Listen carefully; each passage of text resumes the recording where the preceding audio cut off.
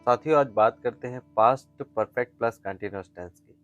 देखते हैं past perfect plus continuous tense के स्ट्रक्चर कैसे बनते हैं, साथ ही किन परिस्थितियों में इनको प्रयोग किया जाता है।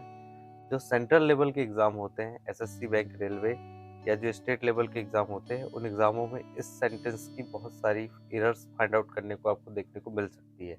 अगर आप आज ये लेक्चर पूरा देखते हैं तो हो सकता है कि आने वाले समय में इससे आपको काफ़ी मदद मिले। देखते हैं आज जो सेंटेंस है past perfect plus continuous tense के बारे में।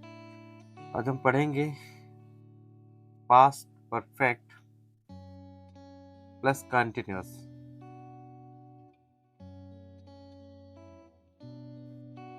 टेंस के बारे में। Past perfect plus continuous tense की जो हेल्पिंग वर्ब है, हमने ओवरव्यू में भी देखा था कि इस टेंस की जो हेल्पिंग वर्ब होती है हैड प्लस बीन। इसमें जो वर्ब का फॉर्म प्रयोग किया जाता है, वर्ब का आईएनजी जीलैंड वर्ब का फॉर्म प्रयोग किया जाता है। तो देखते हैं अफर्मेटिव का स्ट्रक्चर कैसे बनेगा। अफर्मेटिव का स्ट्रक्चर बनाने के लिए हम सबसे पहले सब्जेक्ट रखते हैं। अफर्मेटिव का स्ट्रक्चर बनाने के लिए सब्जेक्ट रखते हैं, फिर हम हेल्पिंग वर्ब लेके आएंगे। हेल्पिंग वर्ब होती है had plus been plus verb में ING form plus object plus since और फॉर लगा के हम टाइम लगा देंगे। देखेंगे इसमें कुछ नहीं किया गया है। जैसे हम पहले पढ़ते थे, आपने पहले के स्ट्रक्चर देखे थे कि हम subject plus verb plus object, ये तीन हमारा स्ट्रक्चर का बेसिक फार्मूला होता था, उसी के अंतर्गत हम काम करते थे। तो हमने देखिए इसी के अनुसार इसको जमाया है। पहले सब्जेक्ट रखा। अब देखते हैं नेगेटिव स्ट्रक्चर इसका कैसा बनता है। सब्जेक्ट लगाएंगे हैड, हैड के बाद में नॉट लगा देंगे। Not plus been plus verb में ING plus object plus since और फॉर लगा के टाइम हम लगा देंगे। ये नेगेटिव बन गया। अब देखते हैं हम इसका इंट्रोगेटिव कैसे बनाएंगे। स्ट्रक्चर ये है कि हेड हम हेल्पिंग वर्ब सामने लाएंगे प्लस सब्जेक्ट लगाएंगे। Head subject plus been plus verb में आईएनजी वाला form plus object plus since या फॉर लगा के टाइम लगा देंगे और लास्ट में प्यारा सा क्वेश्चन मार्क लगाएंगे। अब इंट्रोगेटिव प्लस नेगेटिव में क्या करेंगे, कुछ नहीं करना है। सब्जेक्ट के बाद नॉट लगाना है, सिर्फ subject plus not plus been plus verb में आईएनजी वाला form plus object plus since या फॉर लगा के हम टाइम लगा देंगे और लास्ट में क्वेश्चन मार्क लगा देंगे। अब देखिए हमने बहुत आसानी तरीके से इसके स्ट्रक्चर बना लिए। कुछ भी नहीं करना है, सिर्फ हेल्पिंग वर्ब का ध्यान रखना है। हेल्पिंग वर्ब के बाद जो वर्ब होती है उसमें आईएनजी फॉर्म का प्रयोग किया जाता है। मैंने ओवरव्यू का टेंस में भी बताया था।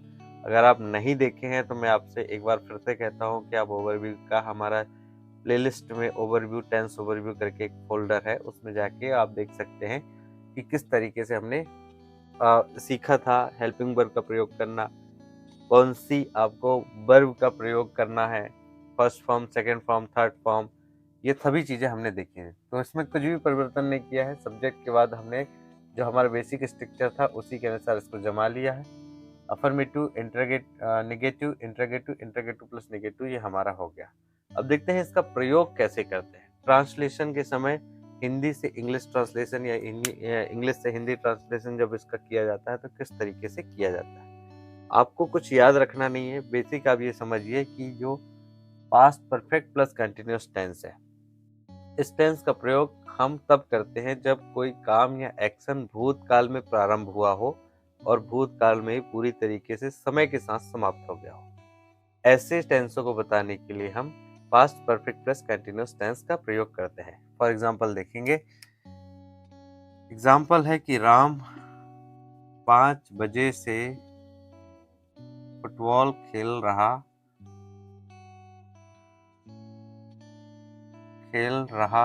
था। हिंदी वाक्यों में रहा था कहता है। 5 बजे से देखिए इसमें टाइम भी आया है। तो सेंटेंस को ट्रांसलेट करने के लिए आपको पकड़नी पड़ती है सबसे पहले वर्ब। अगर आप वर्ब को फाइंड आउट कर रहे हैं तो उससे सब्जेक्ट फाइंड आउट हो जाता है और प्लस ऑब्जेक्ट भी हम फाइंड आउट कर सकते हैं। तो देखते हैं राम 5 बजे से फुटबॉल खेल रहा था।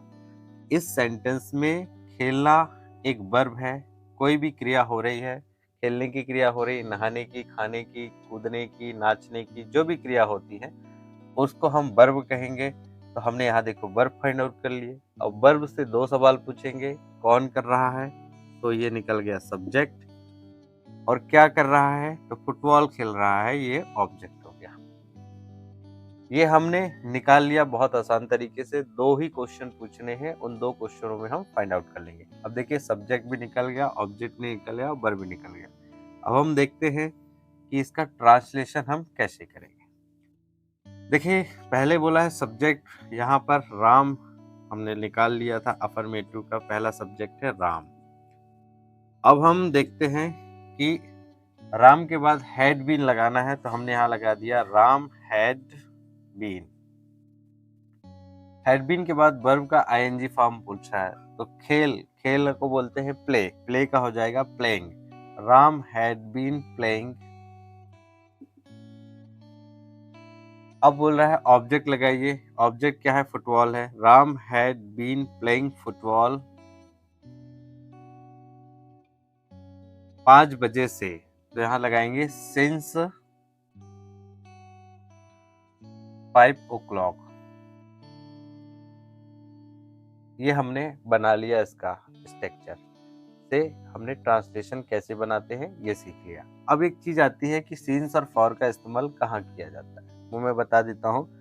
कि जब भी किसी सेंटेंस में कोई भी सेंटेंस आता है, तो जो समय दिया होता है हमें उस पर ध्यान देना है कि ये स्टार्टिंग टाइम बताया गया है कि टाइम ऑफ ड्यूरेशन बताया गया है। जब हमें स्टार्टिंग टाइम बताया जाए, शुरुआती समय बताया जाए, तो हमें यहाँ पर सिंस का प्रयोग करना है, और जब ड्यूरेशन के बारे में बताया जाए तो हमें यहाँ फॉर का प्रयोग करना है। सीधे शब्दों में कहें, अगर निश्चित समय दिया है तो उसे सिंस का प्रयोग करेंगे, और अगर अनिश्चित समय दिया है तो फॉर का प्रयोग करेंगे। बहुत आसान है। यहाँ पर 5 बजे एक निश्चित समय है कि राम 5 बजे से फुटबॉल खेल रहा था, तो ये निश्चित समय है, इसलिए यहाँ सिंस लगाए। अगर यहाँ पर होता कि राम 5 घंटे से फुटबॉल खेल रहा है, अनिश्चित समय, कौन से 5 घंटे नहीं पता, तो ये 5 घंटे से फुटबॉल खेल रहा है ऐसा आता, तो यहाँ पर सिंस की जगह हम फॉर लगाते। चलिए इसका नेगेटिव बनाते हैं, इंटरोगेटिव बनाते हैं और आगे देखते हैं। तो इसका नेगेटिव जब हम बनाएंगे, तो पहला हो गया, ये हम राम रख दिए, राम के बाद बोल रहा है हैड लगाइए, हमने हैड लगा दिया। हैड के बाद बोल रहा है नॉट, हम नॉट लगा दिया। फिर पूरा सेंटेंस सेम टू सेम, कुछ भी नहीं करना है, बहुत आसान है। अगर आप 3-4 सेंटेंस को इस आधार पर बना के देखेंगे, तो आप ये मानेंगे कि बहुत हद तक आप जो है इस सेंटेंस को बना पाएंगे। 5 o'clock। अब हम इसका इंटरोगेटिव बनाएंगे। इंटरोगेटिव देखेंगे कैसे बनेगा। इंटरोगेटिव में सबसे पहले हमें हेल्पिंग वर्ब सामने रखनी है। इस टेंस की हेल्पिंग वर्ब है हैड, हमने हैड सामने रख दी। फिर है राम, सब्जेक्ट फिर रख दिया। फिर हमें बीन, कुछ बीन कहने कहा है, बीन लगाइए, तो हमने बीन लगा दिया। वर्ब में आईएनजी, ऑब्जेक्ट और सिंस फॉर लगा दीजिए। तो बीन लगा के वर्ब में ING playing football since 5 o'clock, और लास्ट में प्यारा सा क्वेश्चन मार्क भूलना नहीं है। नेक्स्ट है इंटरोगेटिव प्लस नेगेटिव बनाएंगे, देखोगे कैसे बनेगा। हैड, इंटरोगेटिव प्लस नेगेटिव बनाने के जब सेंटेंस बनाते हैं, सब्जेक्ट के बाद नॉट लगाते हैं, ध्यान रखेंगे।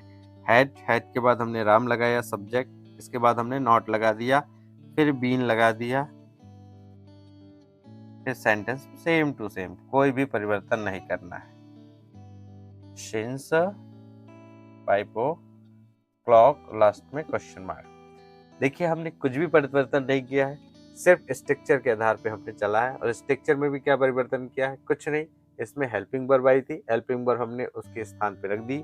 नेगेटिव इंटरोगेटिव बनाने के लिए हेल्पिंग वर्ब को हमने सामने रख दिया, नेगेटिव बनाने के लिए हमने हेल्पिंग वर्ब के बाद नॉट लगा दिया। इसमें ध्यान देना ये है कि जब भी बीन आए और हैड आए, तो इन दोनों को हम नेगेटिव बनाते समय दोनों के बीच में नॉट लगाते हैं। और जब इंटरोगेटिव बनाते हैं, तो इंटरोगेटिव में सिर्फ हेड सामने निकल के जाता है, सब्जेक्ट बाद में आता है, और दोनों बाद में आने के बाद बीन आ जाता है। सब्जेक्ट बीन और हेड के बीच में रहता है। कुछ एक लोग गलती के कारण क्या करते हैं, हेड बीन को भी हेल्पिंग वर्ब मान लेते हैं और वो जब इंटरोगेटिव बनाते हैं तो हेड बीन को सामने ले आते हैं और सब्जेक्ट रख देते हैं। ये मिस्टेक हो जाती है। एक छोटी सी आपको यहाँ चीज़ें देखनी है कि पहले हमें हेड अलग है और बीन अलग है, तो बीन को कुछ नहीं करना है, बीन को उसी कंडीशन में वहीं छोड़ना है जहाँ पर वो पहले सेंटेंस अफर्मेटिव में रही थी। सिर्फ हमें हेड का मूव अप करवाना है, हेड जो हेल्पिंग वर्ब है उसको मूव करना है और उसी के अनुसार काम करना है। सिंस और फॉर का बताया कि जब स्टार्टिंग टाइम दिया जाए तो हमें सिंस का प्रयोग करना है, और जब स्टार्टिंग टाइम से लेकर एंडिंग टाइम तक की बात की जाए तो हमें फॉर का इस्तेमाल करना है। मतलब इस सेंटेंस में हमें ये देखना है कि समय निश्चित हो तो सिंस का प्रयोग और अनिश्चित समय हो तो हमें फॉर का प्रयोग करना है। आगे हम देखते हैं कि सेंट्रल लेवल के एग्जाम और जो हमारे स्टेट लेवल के एग्जाम होते हैं उनमें इस सेंटेंस की किस प्रकार से एरर पूछी जा सकती है, जिसे हम आसानी से फाइंड आउट कर लेंगे अगर हमने इस प्रकार की चीज़ों को ध्यानपूर्वक देखा है, सुना है। तो चलिए देखते हैं। उसके सेंटेंस में लिखता हूँ, लिखने के बाद आपको बताता हूँ कि एरर फाइंड आउट कैसे करना है। ठीक है।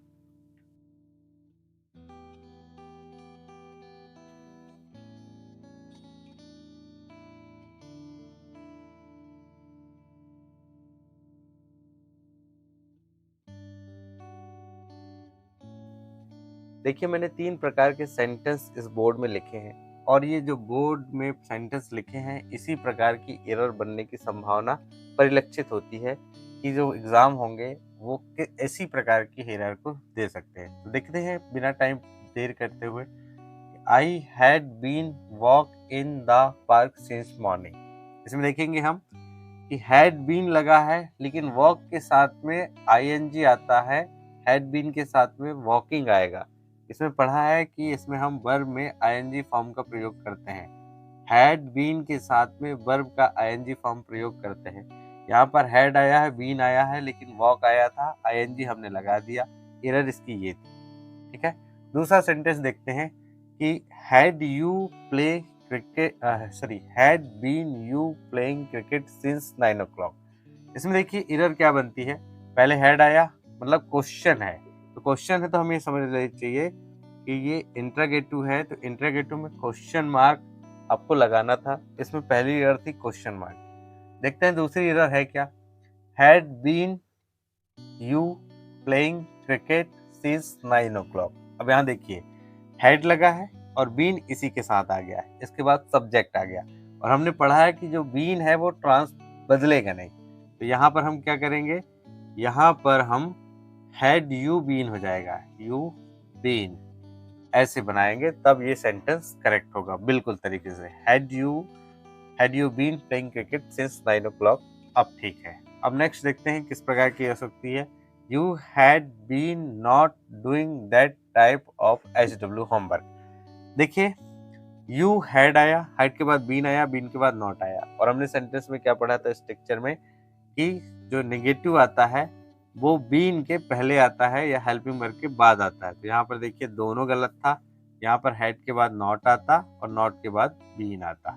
तो देखिए साथी, हमने बहुत आसानी से, अगर हमें नियम पता हो तो इस प्रकार के सेंटेंस को हम आसानी से सॉल्व कर सकते हैं। आगे की अगर वीडियो आपको वॉच करना है तो सब्सक्राइब करें हमारे यूट्यूब चैनल कुमार स्टूडियो 688। मिलते हैं नेक्स्ट वीडियो में और कोशिश करते हैं कि हिस्ट्री के भी टॉपिक को साथों साथ कंप्लीट करते चलें, क्योंकि अब आने वाले समय में बहुत सारी गवर्नमेंट वैकेंसियां हैं।